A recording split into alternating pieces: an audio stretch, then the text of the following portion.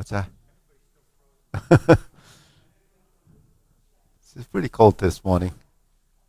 It's like s- it's double digits, but like 12, 13. I don't know.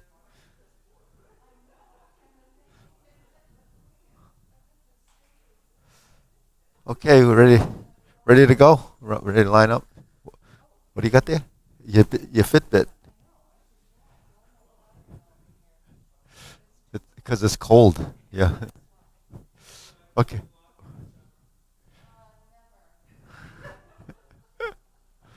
Okay.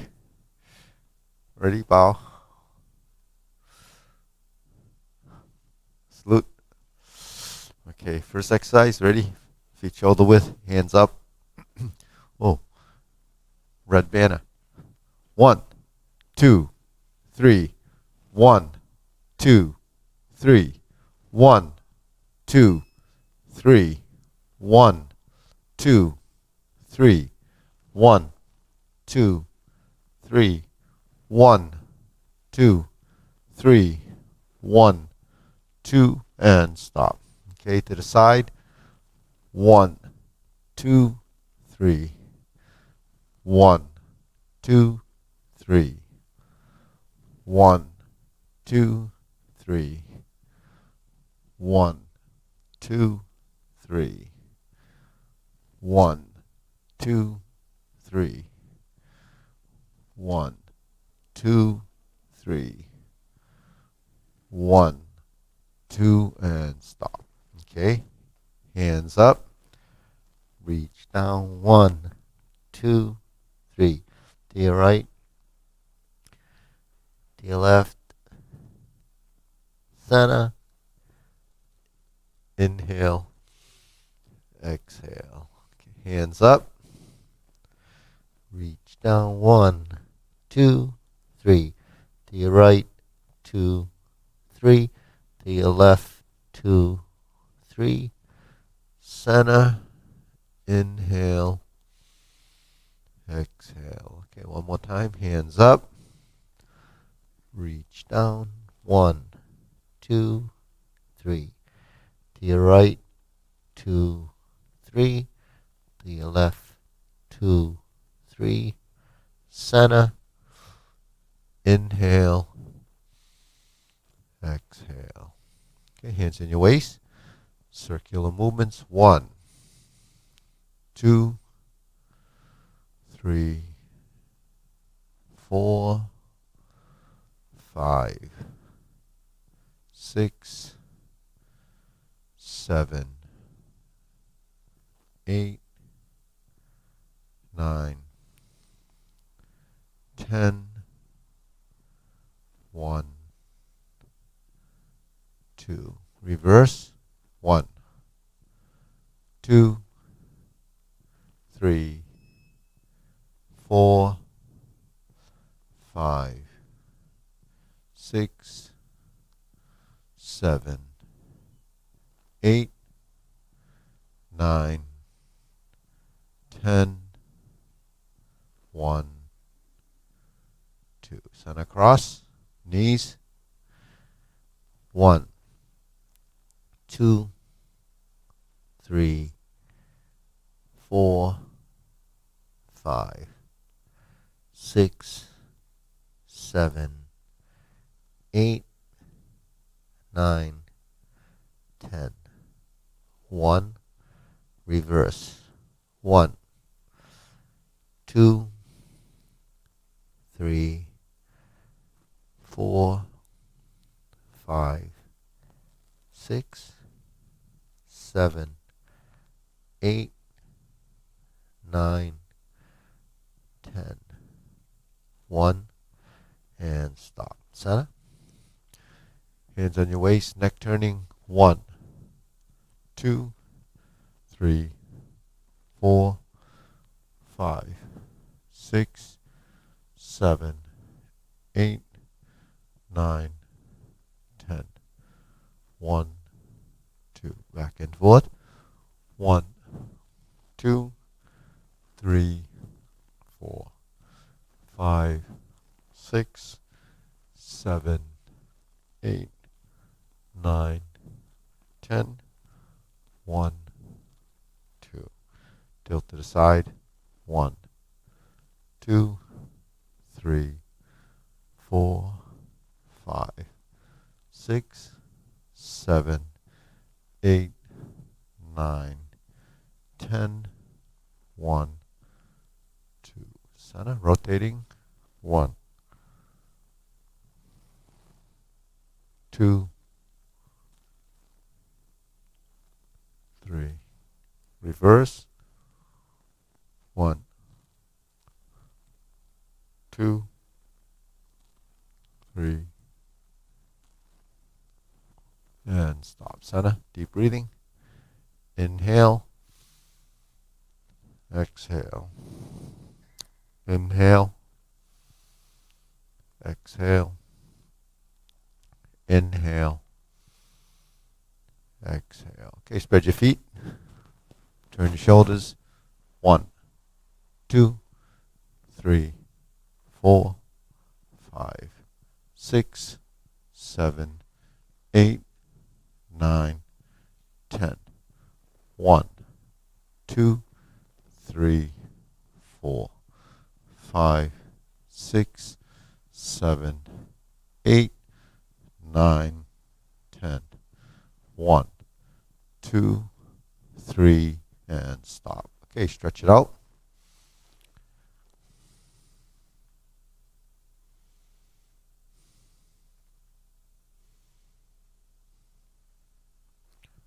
Switch.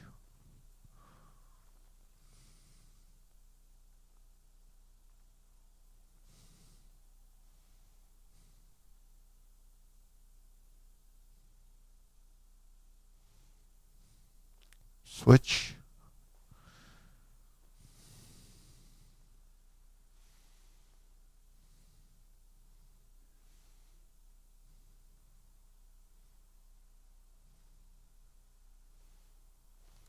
Switch.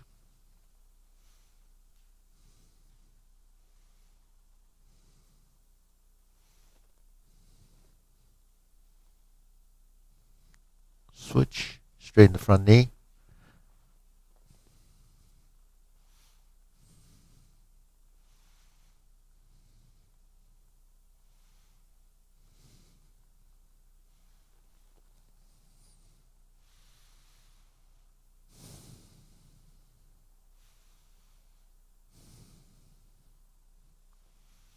Switch.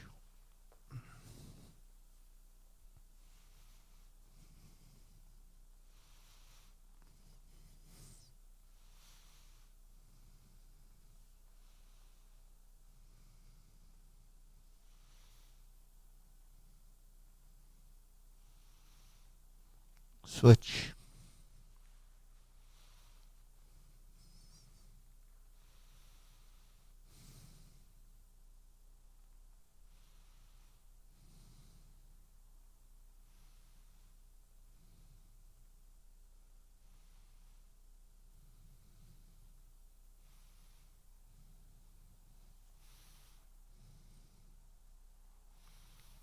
Switch.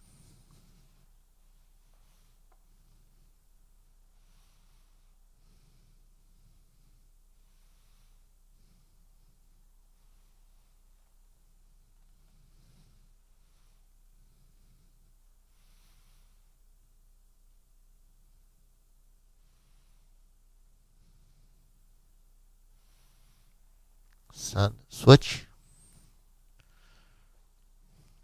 Okay, and then. All right. Okay, we can go to center.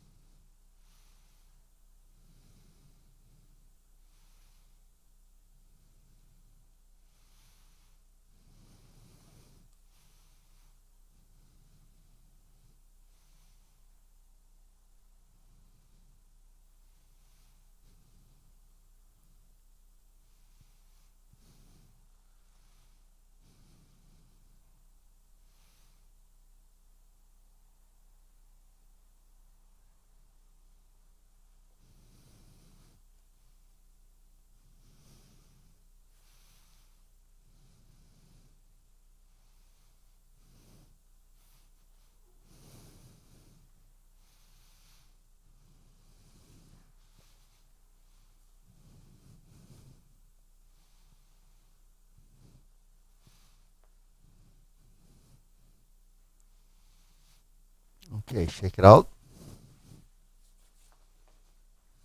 Deep breathing. Inhale.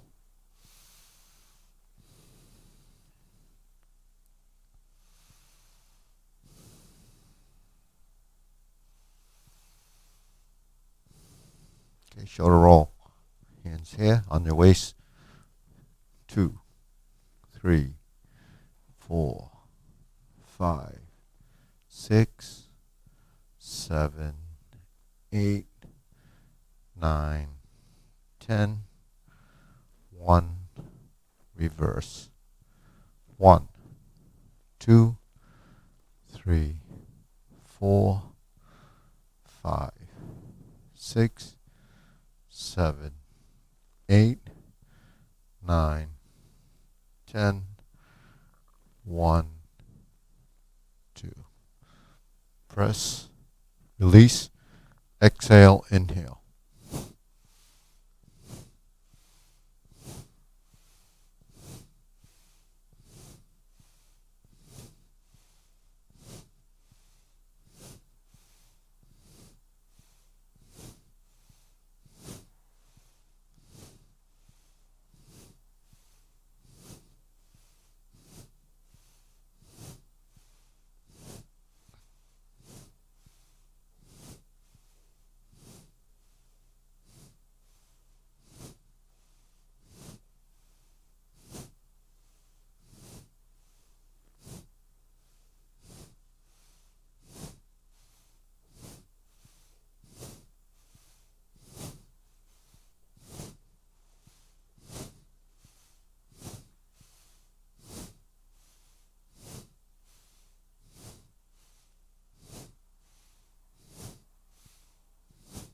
And Sana. Deep breathing. Inhale. Exhale. Inhale. Exhale. Inhale. Exhale. Okay, wrists.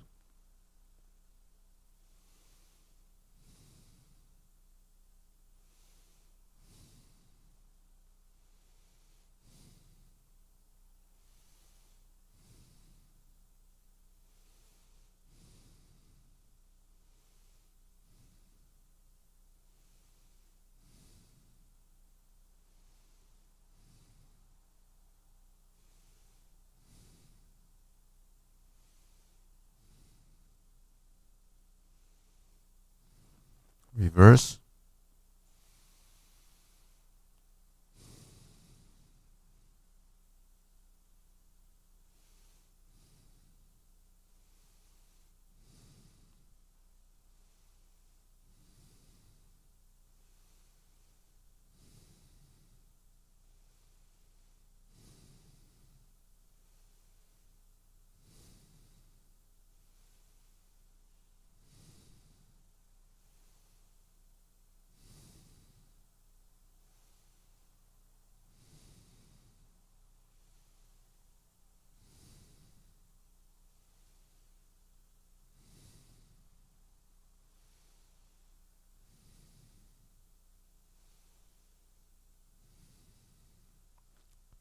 Okay, palms down.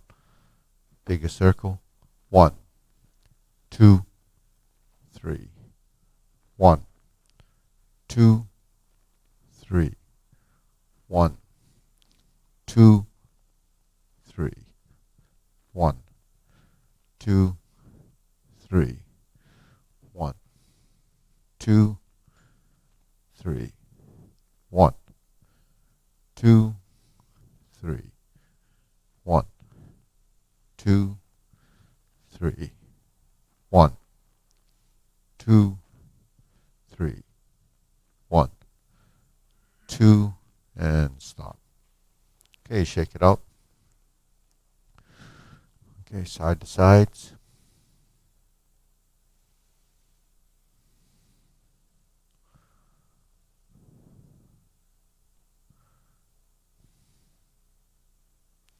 Okay, ready? Lift the leg.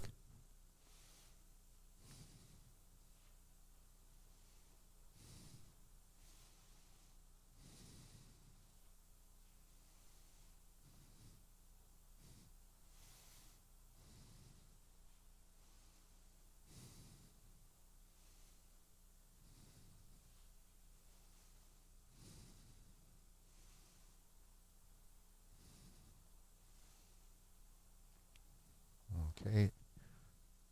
Insert.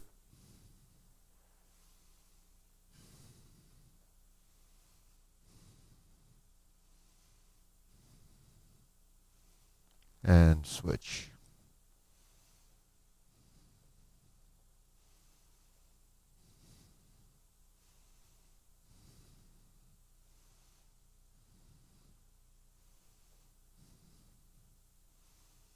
And center. Okay, shake it out. Deep breathing. Inhale. Exhale. Inhale. Exhale. Inhale. Exhale. Okay, leg swing.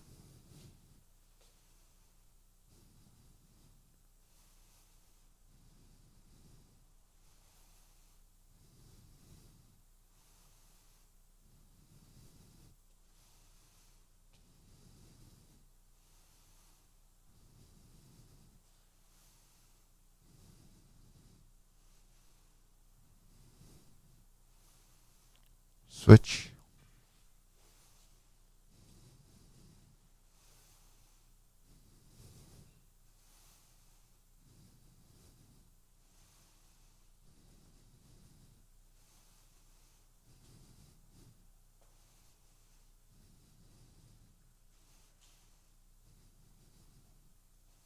And side to sides. Ready?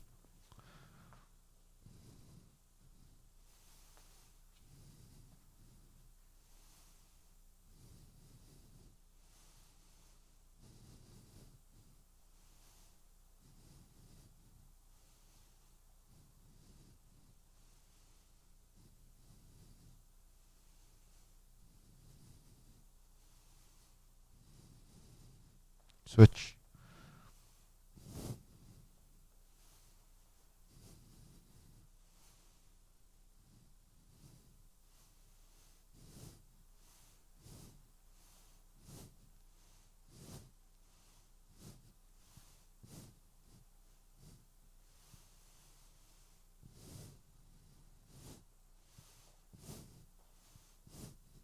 And side. Shake it out. Okay, silk rilling.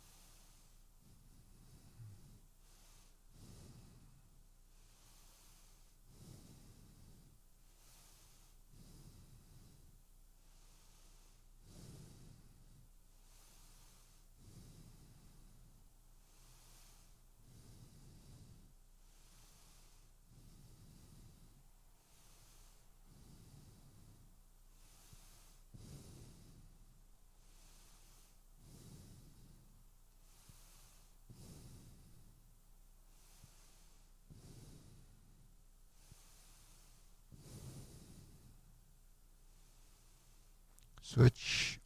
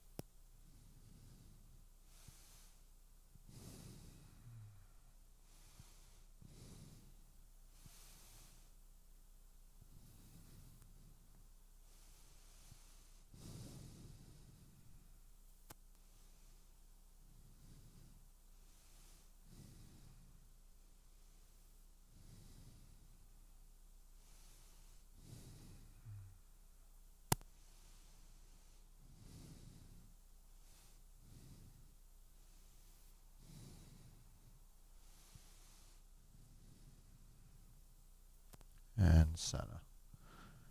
Open and close.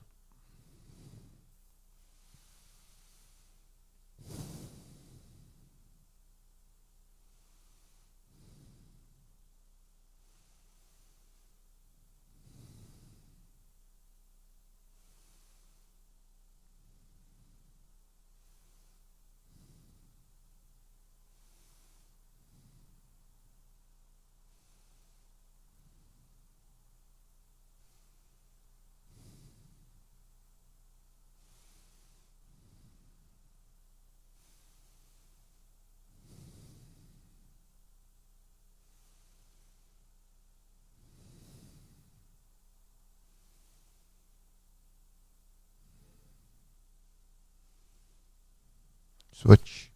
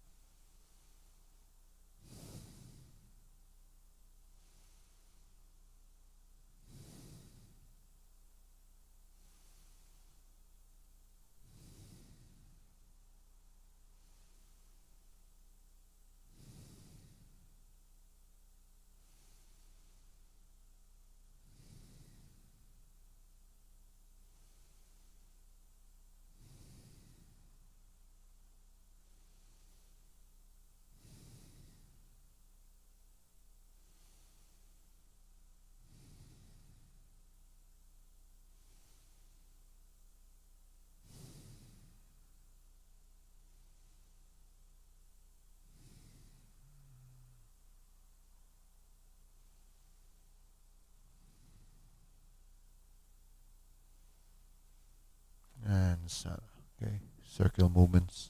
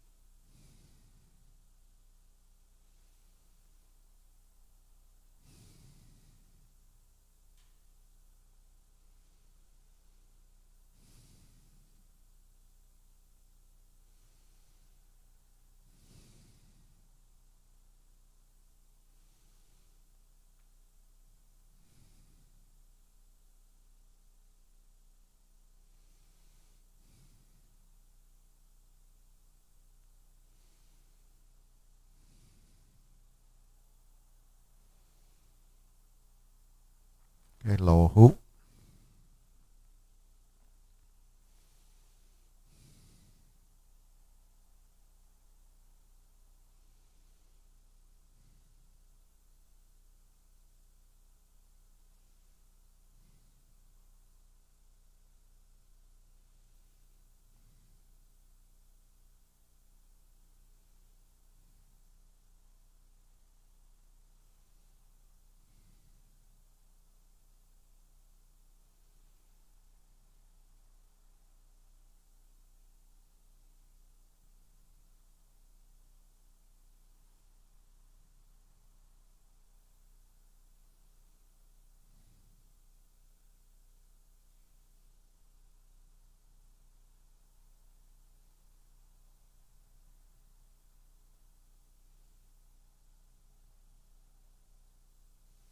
Shoulder height.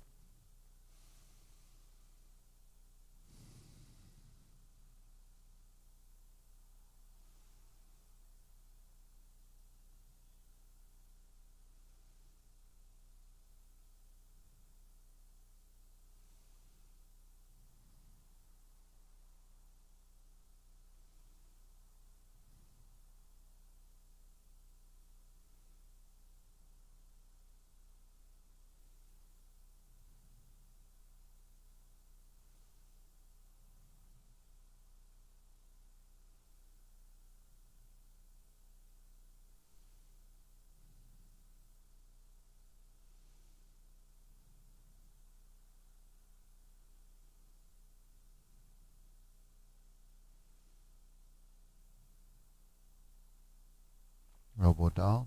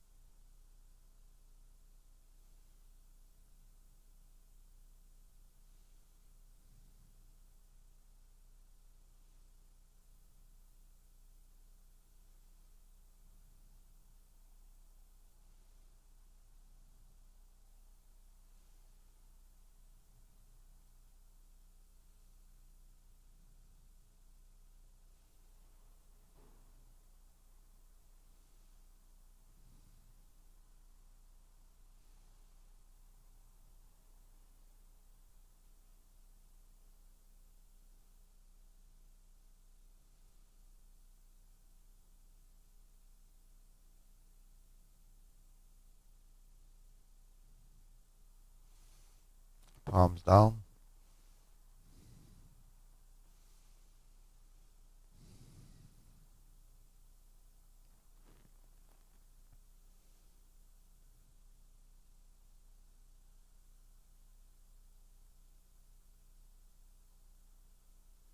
Extend.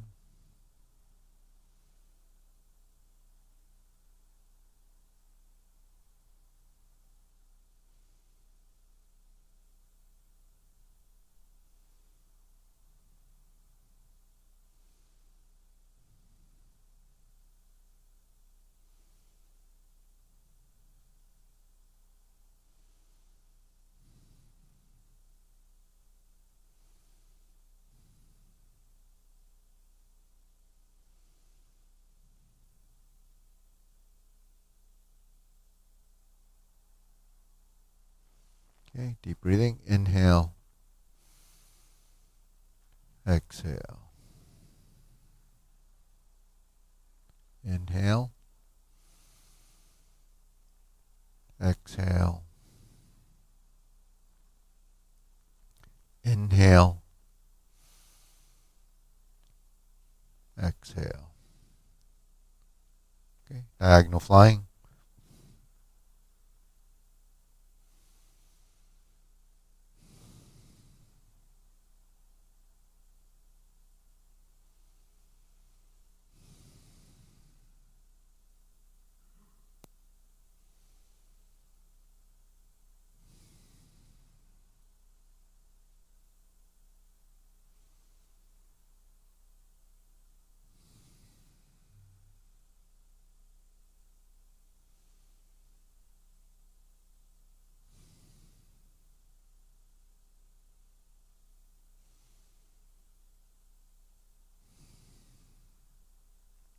Switch.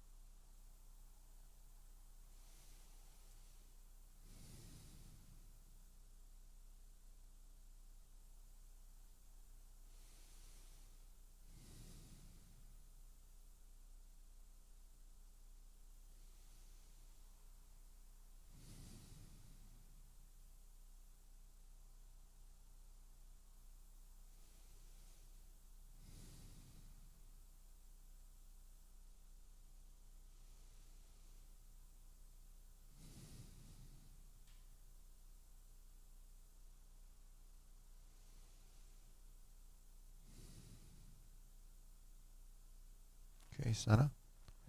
Cloud hands.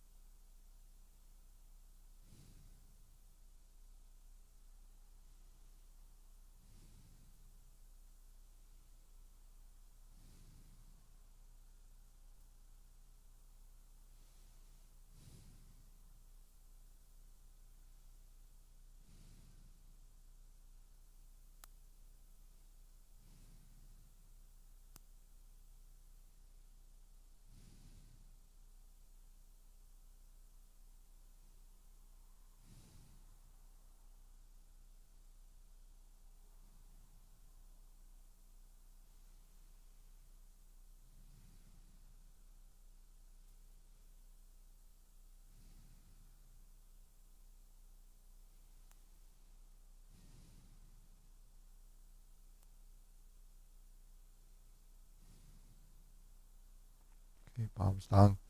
Carry tiger to the mountain.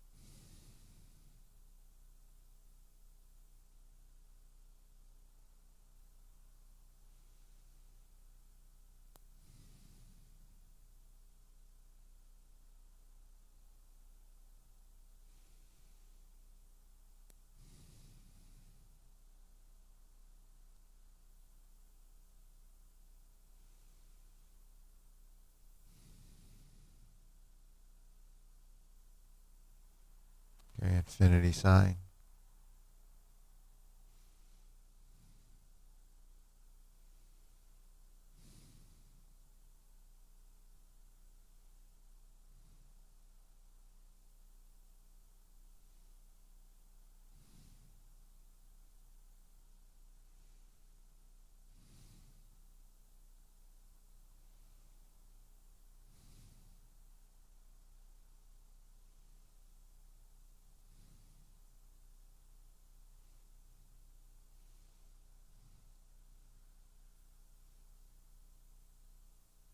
Form the fists.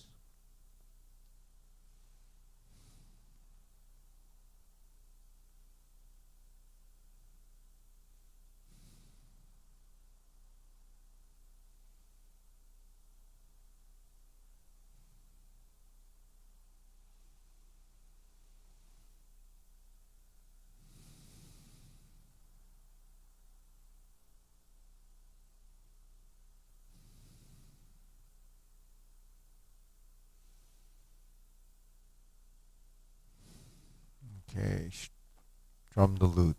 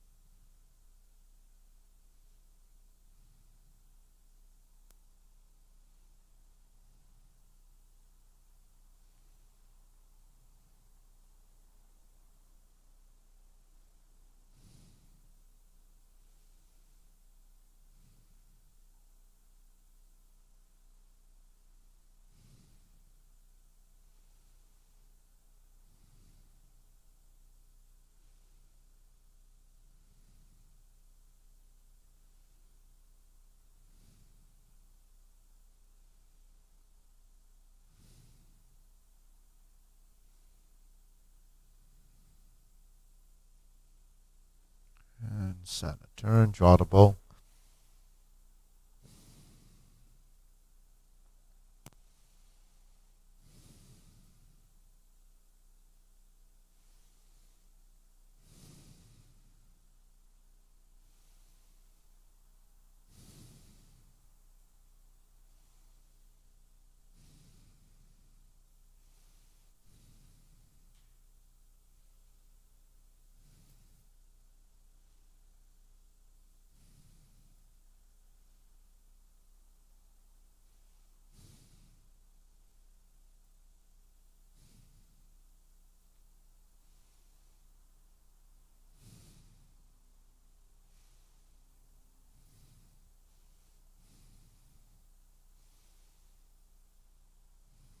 Okay, fan to the back.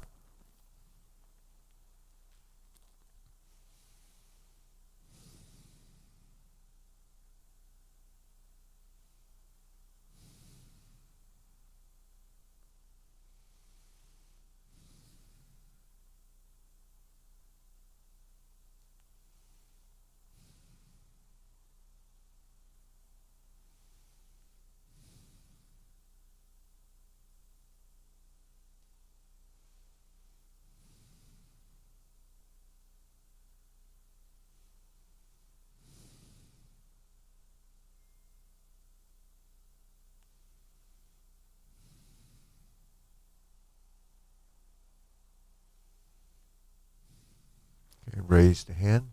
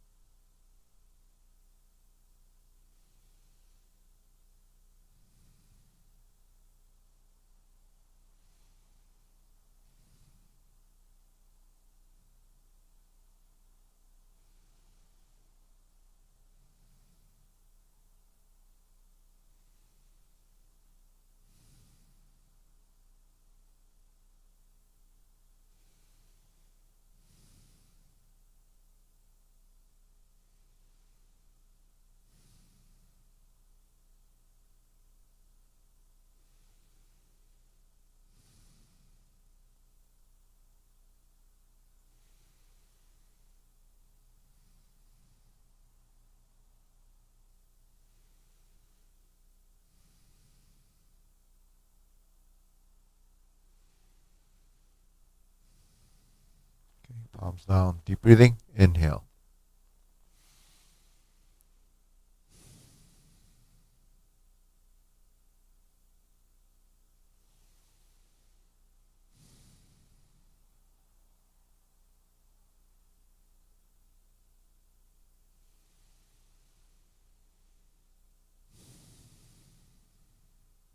Okay, go through sequence. We can shift this way a little bit. That way we don't run into the mirrors. Okay, ready? Feet parallel. Preparation.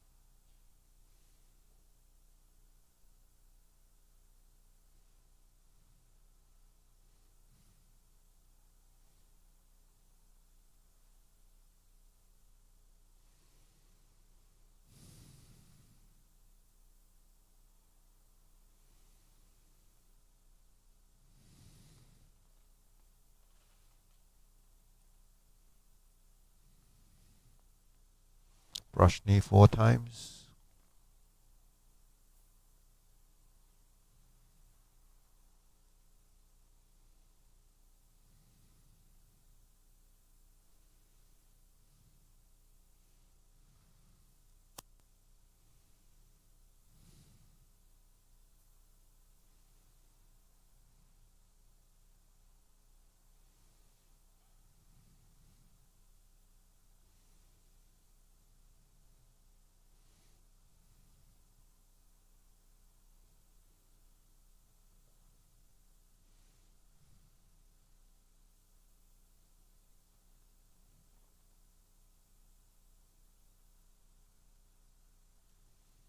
Close the door.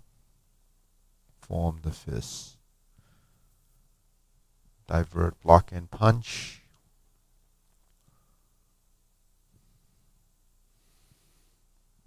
Leopard and tiger springs the mountain. Neutral, repulse the monkey.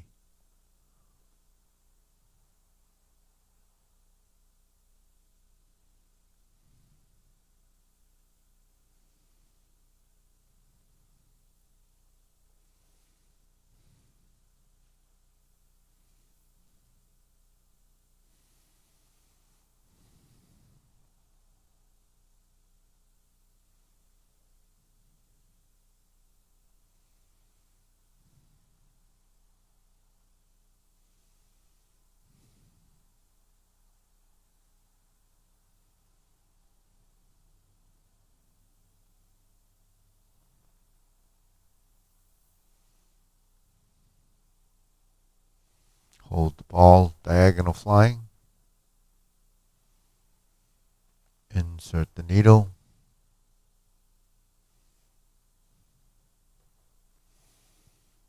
Band through the back. Turn. Parry and punch.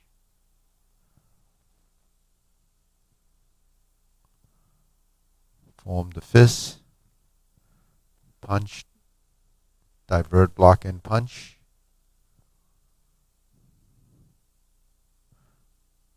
Cross the arms. Leopard and tiger springs to mountain. Carry tiger to the mountain. Cross hands. Raise the left hand. Bend from the waist. Stork flaps wings. Left side grasps the sparrow's tail.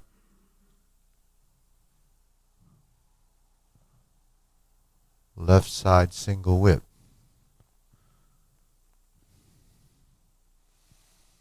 Hold and reverse the ball.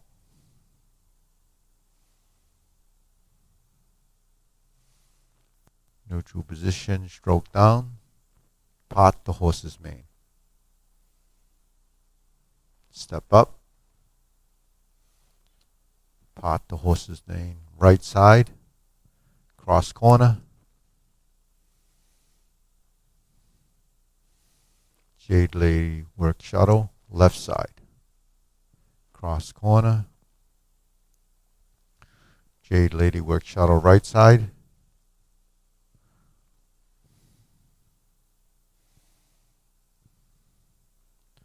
Hook your wrist. Turn to the front. Cloud hands.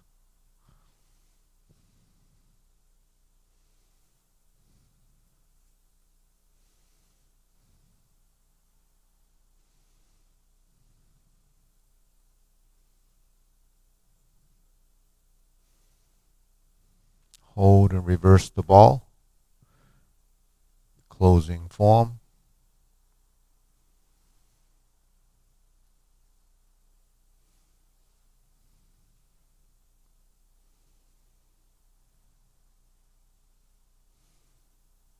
Okay, deep breathing. Inhale. Exhale. Inhale. Exhale. Inhale. Exhale. Okay, we got the time. All right, so we'll go through the long form first, and then we'll work on some pieces if we need to. Yeah. Unless you had a question, John.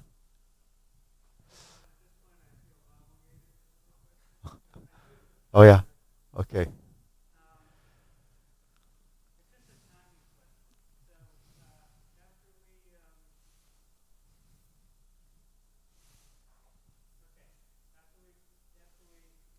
Mm-hmm. Yeah. Yeah.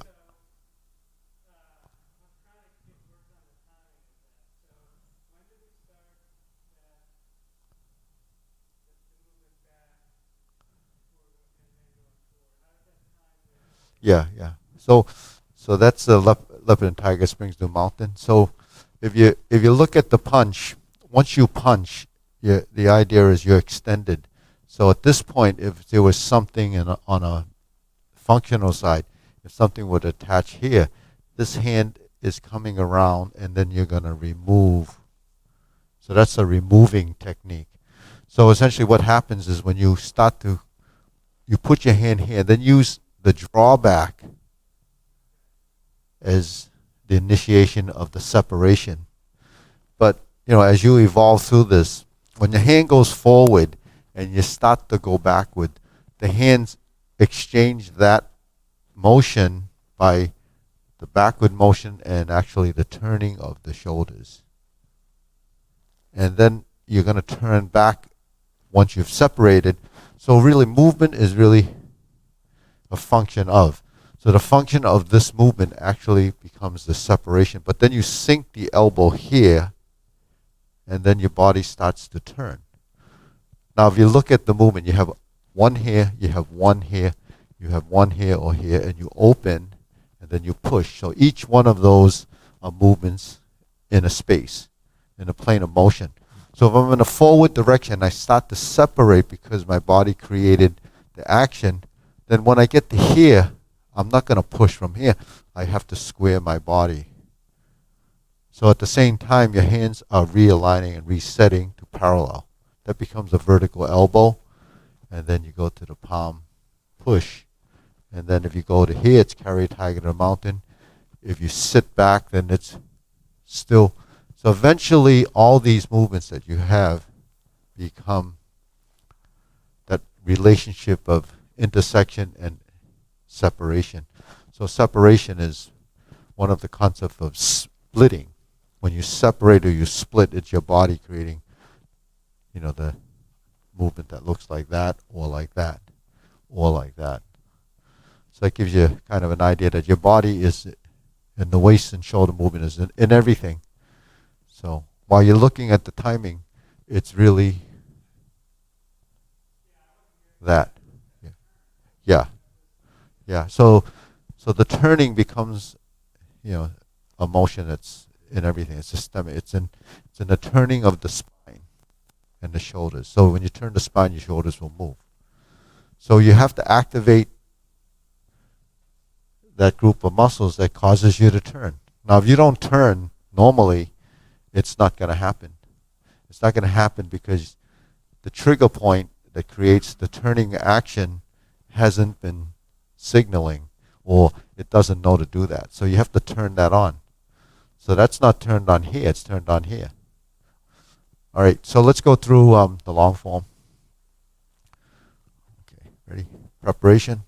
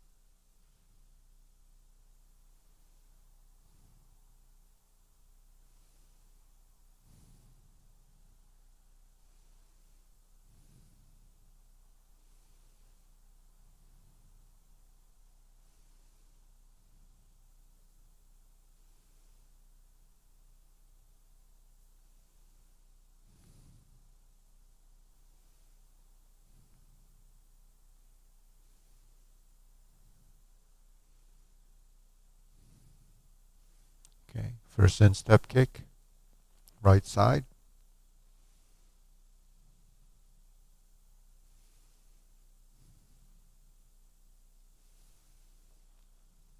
Left instep kick.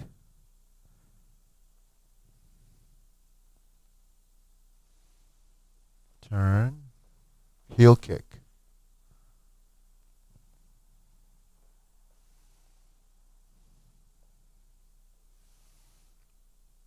Brush knee 2 times. Step through, left side. Push. Step up and punch down. Planting punch. Turn. Parry and punch. Step up. High pat the horse. Beat the tiger.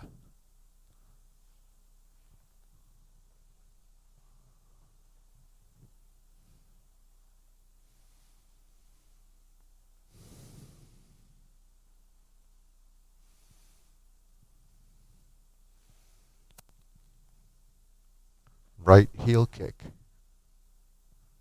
2 punches to the ear. Cross the arms. Left potting leg.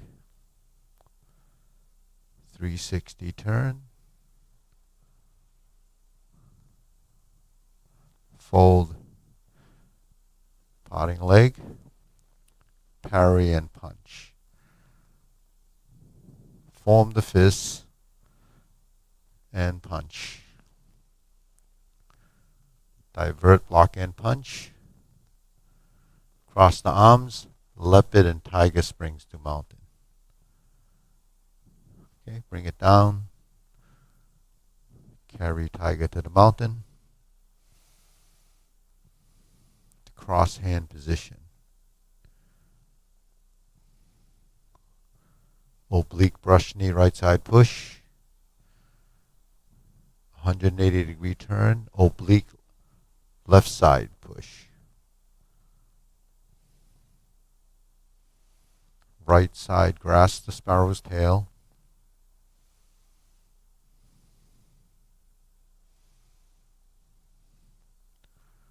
To single whip.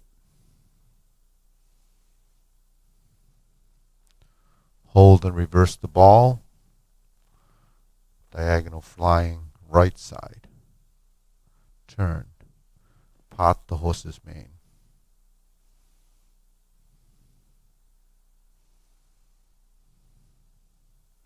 Step through, step up. Pot the horse's mane left side. Step up. Stroke down. Pot the horse's mane.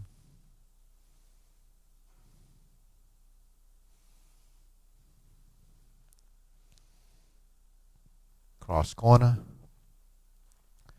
Jade Lady work shuttle. Left side. Sit back, pivot, pivot. Cross step, step through. Right side. Jade Lady work shuttle. Cap it off with pot the horse's mane. Cross corner. Jade Lady work shuttle. Left side. Sit back on weight, pivot, heel pivot, cross step, step through, right side, Jade Lady work shuttle, right side. Finish off with grasp the sparrow's tail. Takes you to single whip, back to the front.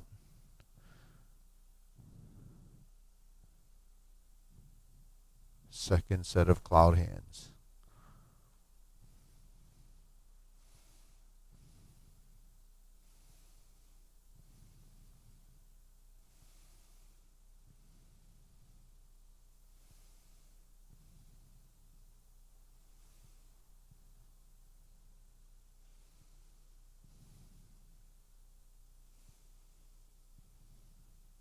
Single whip. Turn. Reverse downward posture. Snake sticks out tongue. Invert the hand, flip the mo, pull down. Step up. Golden cockroach stands on one leg. Step, kick, and thrust. Golden cockroach opposite side. Left side, repulse the monkey. Right side, repulse the monkey.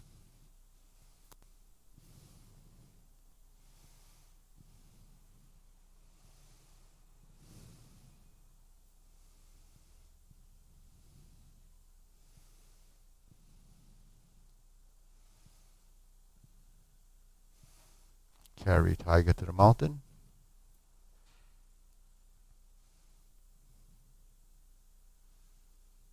Opening the stance to hold the ball. Shift and step up. Press forward. Press down. Lift. Bend. Stork flaps wings. Turn. Brush knee one time. Insert the needle.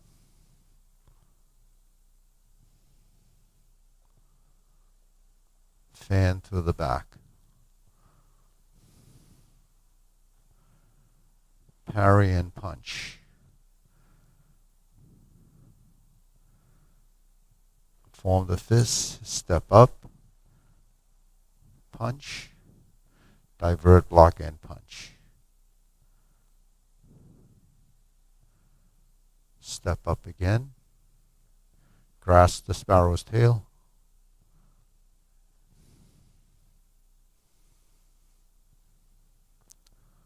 hook your wrists, single whip, hold the ball, third set of cloud hands,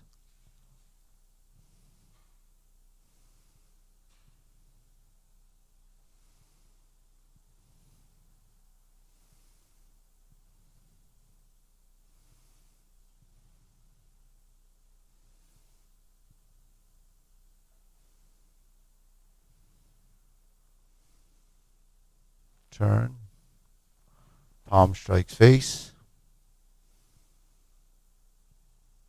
turn, single lotus kick, left brush knee and push, right punch down the crotch, step up to grasp the sparrow's tail.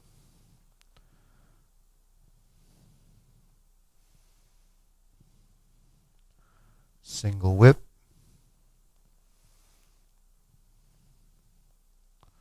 second downward posture, snake sticks out tongue,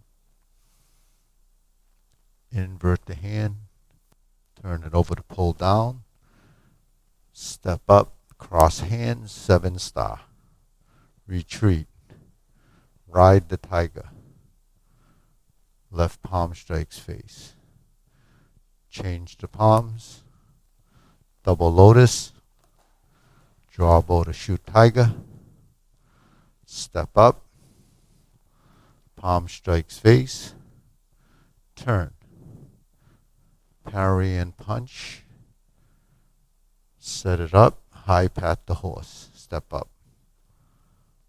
step through, right side forward, grasp the sparrow's tail, single whip,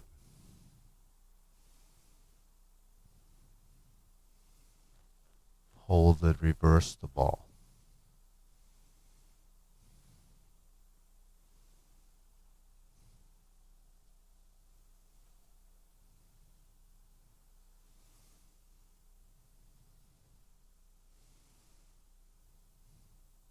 Okay, deep breathing. Inhale, exhale. Inhale, exhale. Inhale, exhale. So, there's one transition into kicks. The last kick, doing the 360 pedal step. So, the idea in Tai Chi is we always control the lower extremities, and the toe and heel, where the ball, so the toe and ball is the ball of the foot and the heel. It is a relationship between the ball of the foot and the heel, right? Every time you make a transition, it goes through the soles of your feet. So that control of and dexterity of the feet actually become something that happens there, just like your hands become, quite nimble when you're doing it, because the hands have a lot of dexterity. The feet should have some dexterity, but we don't actually pay attention to it because we wear shoes, and sometimes the soles of the shoes are so thick or you can't really manipulate your feet. But when you're here, if you think about it, when you walk, it's the heel, you go to the toe on the back, it's the heel, it rolls, and it's constantly shifting from heel to toe, heel to toe. It includes the whole sole of your foot. There are a lot of sensors down there, and it gives you a lot of feedback for awareness and knowing your body is. Now, when you do this potting leg kick, you cross over and you land like this. So when you land, it's the heel to the toe, then it's the toe to the heel, and then to the toe. Now, what's required is when you shift and you shift and you shift and you shift and you shift, becomes that relationship. And what happens is that you develop agility and control of your feet. Now, when you kick and then you cross, you plant and then you're here.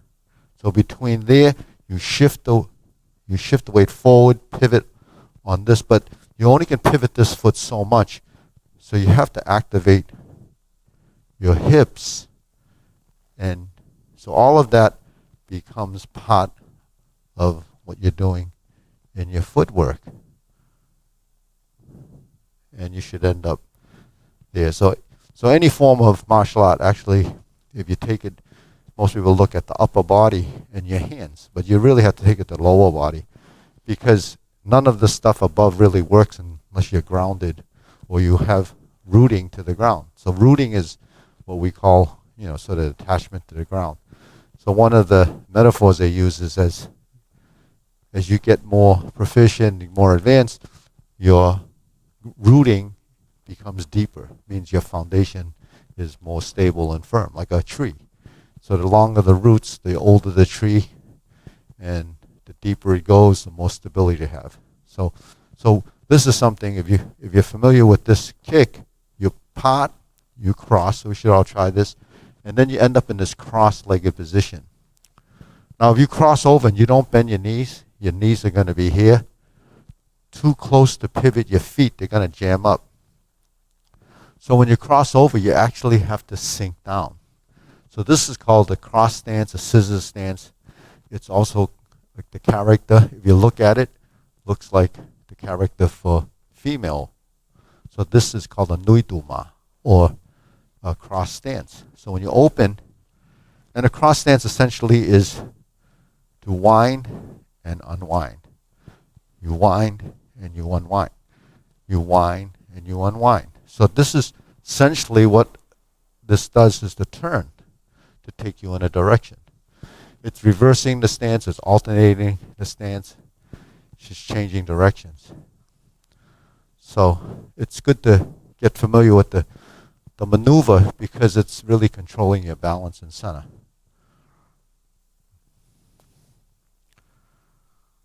Okay, so that gives you an idea of something you have to pay attention to. It's in the forms, the pivoting is there.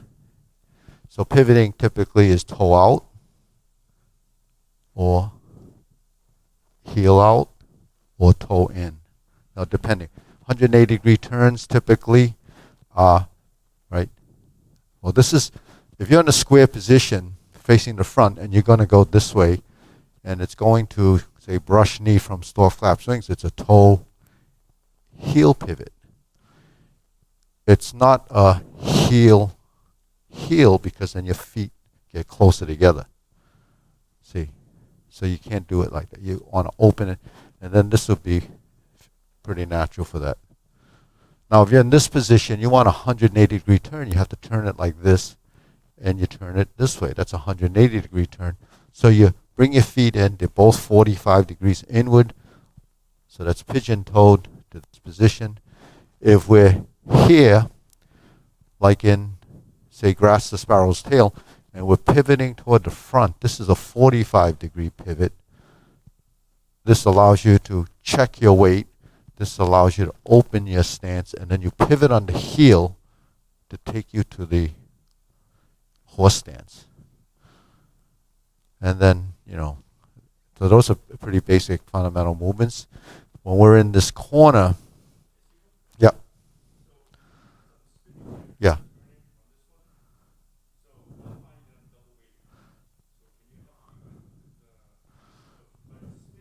Yeah. So yeah. Yeah. So double weighted is really two ways of thinking about it. Double weighted could be 50-50 weighting. If you're 50-50 weighting here, the way to compensate for that is you shift. So if you think of this, because if it's a function of, if my back knee presses against my front knee, then you feel weight on the front. So if I spin my back foot, because that's unweighted, and then I spin on the ball of the foot there, then you'll get that turn. But yeah, so when you go, it's heel here, and then it becomes that. Now it depends. If you're crossing, if you wanted to go to, like, there's instances you want to go to offset.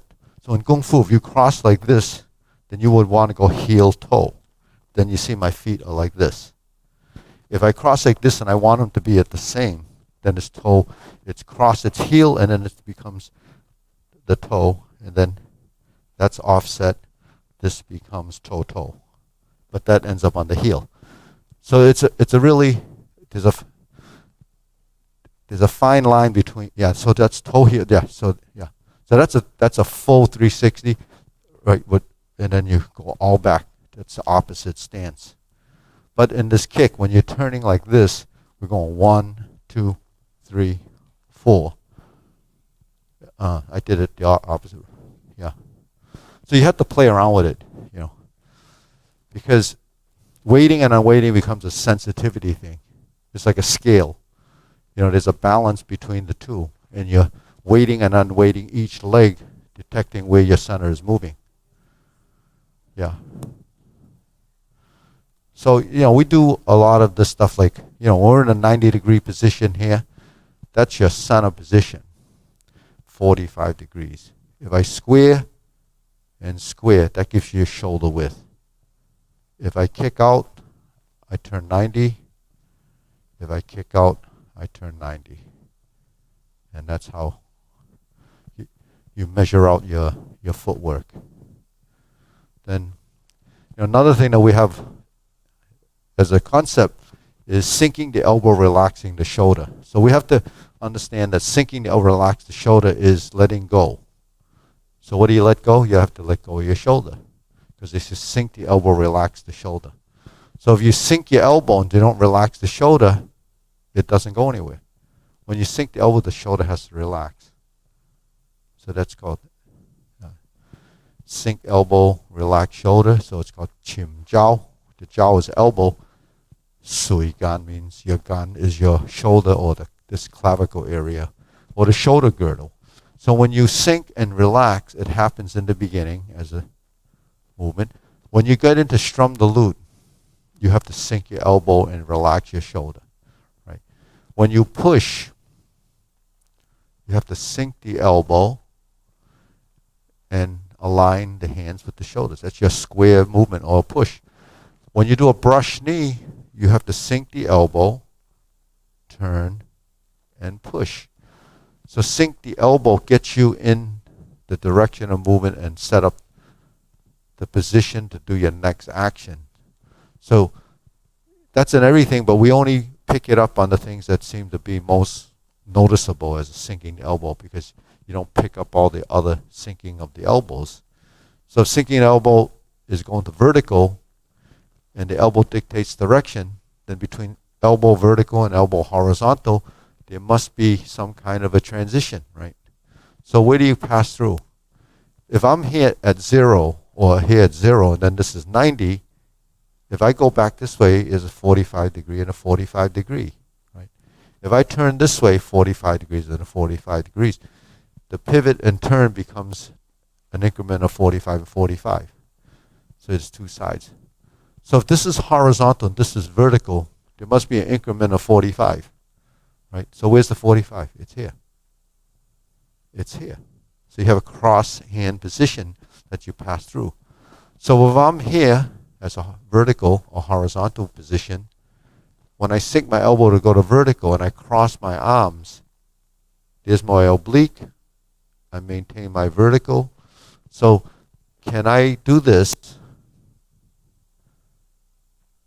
go to vertical without dropping my elbow? I can. That's oblique to oblique. My oblique is the same. That means I didn't relax something in here.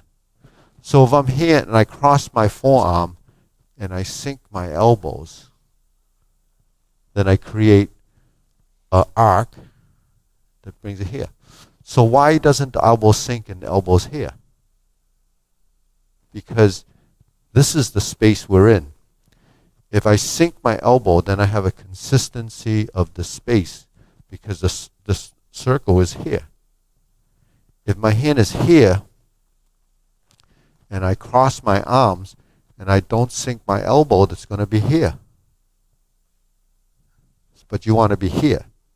So how do you get from here to here without sinking? You can't. So you have to sink your elbow. And then because my elbow's here, how do I get my hand from here to there? So I have to sink. But because we have this other concept that your elbows and knees have to work together, right? So if I'm this forward position, I cross my arm and I sink, I must have to sink in the legs. Because the elbow and the knee become a relationship. And then when I turn my body and I start to go forward, you're setting up the lower half, the upper half, and the middle as a, sort of a unification of those components. So if you see that strategy, then you should have turning, sinking, and pushing, and forward, and back, and turn, rounding, sinking, forward, up, back, turn. Now this is a turn. In order for me to go down, I must go up. So I come back to here, I relax, I have a little rise before I have my fall, right? So that's timing, more timing, because timing is the essence of all your movements. So timing is synchronization, like your transmission. You have all these gears synchronizing as one unit because one drives the other. So one drives the other. If one of those are missing, it's going to be not in synchronous, right? It's not meshing. So that's what you're dealing with. You have to build that into it. So if it's not meshing in one area, then there's going to be a break, a separation in the continuity of movement. So if you want to build that flow into your movement, you have to synchronize through timing. So small circles move very fast. Big circles move very slow. So if the waist is driving the movement, then you really don't have to move a lot in the other areas because it has to be timed. Because gears have teeth and they kind of merge together. And the big gear drives the small gear, but the small gear would turn many more times than the big gear if you're doing a big circle. So that's how you kind of have to look at it. And once your body gets synchronized, it's programmed, and your body becomes smarter, more intelligent, and that's what we're trying to build, body intelligence. It's more astute. It has the idea of what they call donggeng, understanding strength. So when your body becomes synchronized, then you begin to understand strength relative to your body position, sensitivity, heightening, feeling, and feeling becomes controlling what forces you use to create emotion. Now when you're doing the form, you're not really using any physical force beyond what it takes to move and create a consistency of framework, your skeletal structure, consistency of speed and motion, muscular control, right? So that's really part of your proprioception. Your system knows this and develops this through an understanding and And the messaging, you're feeding it. And the feedback is your body's response telling the brain that this is what's happening, and it keeps cycling back and forth. Just like when we shift our weight, we know the weight is here, and this is your vertical line. And then you shift it. And while you're doing that, your skeletal structure has to constantly compensate for where your center of mass is. So when we talk about forward, backward, right, left, and center, that's what we're working with. And then you have the rise and fall, which is kind of the up and down. So then, if you're moving in one direction, you have to move in the other direction. So that's what they say, move right to move left to move right. When you go forward, then you can go backwards, or you have to go backwards. And in between that is the slants and obliques. So that's, if you can understand that, then nothing goes from A to B without passing through that phase. And then that's it. So, yeah.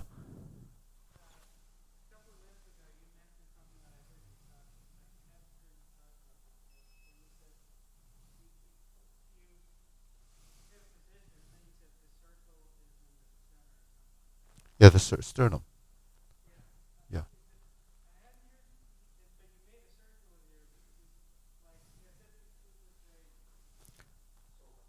Yeah, your solar plex. So your solar plex is just the center of your torso, essentially, right? So your torso is here, then you have 4 quadrants, right? You have your rib.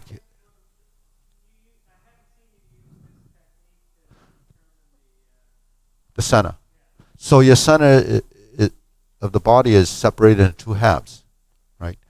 That's looking at it on a vertical line. You have 2 arms, 2 legs. But then if you split your body vertically, you still have 2 arms, 2 legs, but it's offset because you have a head, and then your body's not balanced completely like that. But when you look at the torso, because we talk about the torso as the mid gate, the waist where the navel is the lower gate, and the eyes being the upper gate, so it's high, middle, and low. But we take the torso because this becomes the unit. And when we cross our forearms, if your forearms is centered and the length of your arm is proportional, close to how it should be, where they cross, that actually, if you drew a line from there out and a line behind you, it would pass through a point right about where your sternum is. So there's a halfway point between this point and your elbow, halfway point to this and your finger. If you go like that, this is a square. If you take that square, you cross the 2 diagonals, you'll be in this point.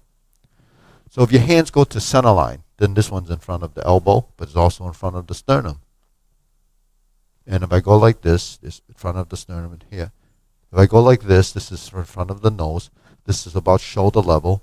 When I turn like this and I slant the cross, it comes here on a slant here. But then as I extend my arms or sink my legs, it takes me to the diversion. So that's the geometry of position. I mean, the Tai Chi culture, the Chinese culture thinking of those lines is not unique. Leonardo da Vinci did the same thing. He took the body and he created all these different shapes, and using the measurement as how the body would be used proportionally. So they had a cord or a yard or whatever. They used to use these guidelines as a measure. In fact, your foot and your hand have a proportion generally. If you took your sock and you put it here and you wrapped it around your hand, that would tell you the size of your shoe. If you took your socks and you hold it here and you wrap it around, it's about the length of your foot. You didn't know that, huh? You know how I know that? Because I didn't want to go with my mom shopping for shoes when I was little because I didn't want to go shopping. She would measure my feet and then know that that's the size of my shoe. So I learned that one a long time ago, and I didn't know why I was doing it. But if you come back to that, right, that's how you know. If you put your heel together like this and you like this to the toe and heel and you pivot like that, that's a shoulder width stance. So all these measurements are there. So when we do our form, we actually, we're measuring each component. How else does your body define accuracy of movement? It can't define accuracy of movement unless we figure out certain reference points. So if we look at this from single whip and we turn, there's your lower hoop. This is on your center line. Here's your palm in front of the face, but that's your setup as a defining of a position. Now when we turn our hands like this, we can reverse the ball. When I'm like this and I turn my torso and reverse the ball and come back to center to reset, that appears to be a different motion, but it's the same motion, but the pattern in space is different because you created another dimension of movement and a line that's not just round, but it changes like this. Just like if I go forward like this and I turn, this is a circle.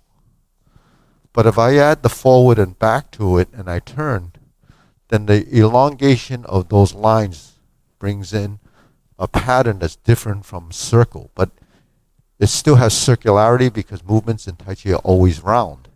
So the roundness that you create is really created by the whole body. Now, if I'm here and I start to turn and I sink, then you see how the elbows and the relationship between the hands and the body start to work together. You see? So that's what we call integration of body. Sink, turn. But nothing is working separately. So that's something that you have to build in over time. Because passive movement becomes a function of. So a function of, if I'm turning like this, my hand is coming here. If I'm turning, then I'm not using as much as my arm. If I sink here, I'm turning, I'm not using as much of my arm. So if you want to become much more efficient, then you have to integrate the body. Otherwise, it's isolated, it's one side dominant, and it's not working as a relationship. So if you want your body to work as a relationship, then you have to integrate. And the reason for that integration is to have true balance in the body, in movement. Your balance comes from that relationship, and then, because everything is really working around balance. The thing we have right and left, in here we can talk about right and left in space. When you go outside, you're dealing with space too. Why is it that roads always go this way on the right side and this way on the left side? At least in the States, it's like that. Because right and left direction is, it's universal. So, okay, ready? And some Britain, yeah, that's why I say the States. So that's why people go there and will have a car accident. Okay.